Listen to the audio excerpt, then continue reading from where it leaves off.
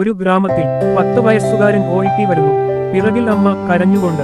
ചെറുപ്പന്റെ കാലിൽ ആഴത്തിൽ ഒരു കടിയിരുപ്പ്. കാരണം ഒരു ഉന്മത്തനായ നായ. റേബീസ് ബാധിച്ച മൃഗത്തിന്റെ കടിയെന്ന് വില്ലേജസ് ഉറപ്പിച്ചു.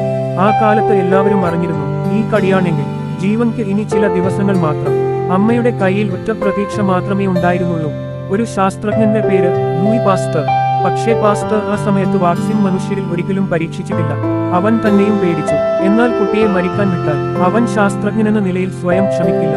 പാസ്റ്റർ മനസ്സിൽ പറഞ്ഞു, ഇത് വിജയിച്ചില്ലെങ്കിൽ ലോകം എന്നെ ശാപിക്കും, പക്ഷേ ഇത് വിജയിച്ചാൽ മരണത്തെ തോൽപ്പിക്കും. ജീവൻ രക്ഷിക്കാനുള്ള ഏറ്റവും ഭയങ്കരമായ തീരുമാനങ്ങൾ. പാസ്റ്റർ വർഷങ്ങളോളം നടത്തിയ ഗവേഷണം ഒരൊറ്റ ആശയത്തിൽ നിന്നാണ് പിറന്നത്.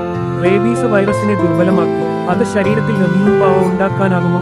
അവൻ നാഡീകോശങ്ങൾ, വൈറസ്, മൃഗങ്ങൾ ഇവ ഉപയോഗിച്ച് വൈറസിനെ ചുരുക്കി തളർത്തി. അവന്റെ ലൈഫ് എസ് വർക്ക്, ഒരു എക്സ്പെരിമെന്റൽ വാക്സിൻ. എന്നാൽ യഥാർത്ഥ പരീക്ഷണം ഇപ്പോൾ മാത്രമാണ് തുടങ്ങുന്നത്. അവൻ ചെറുപ്പനോട് 13 ഇഞ്ചക്ഷൻസ് നൽകി. ദിവസം തോറും ഓരോരുത്തരും ഭയത്തോടെയാണ് നോക്കിയത്, കുട്ടിക്ക് രോഗലക്ഷണം തുടങ്ങുമോ എന്ന്. ദിവസങ്ങൾ കടന്നു, പക്ഷേ അദ്ഭുതമായി റേബീസ് ശരീരത്തിൽ ആരംഭിച്ചില്ല. കുട്ടി പൂർണ്ണമായി രക്ഷപ്പെട്ടു. ലോകം ഞെട്ടി. പാസ്റ്റർ തന്റെ ലാബിൽ നിന്ന് പുറത്തു വന്നപ്പോൾ ജനങ്ങൾ അവനെ മരണത്തെ തോൽപ്പിച്ച മനുഷ്യൻ എന്ന് വിളിച്ചു. അവൻ കണ്ടുപിടിച്ചത് റേബീസ് വാക്സിൻ മനുഷ്യരെ 100% മരണത്തിനുള്ള വഴിയിൽ നിന്ന് രക്ഷിച്ച അത്ഭുതം.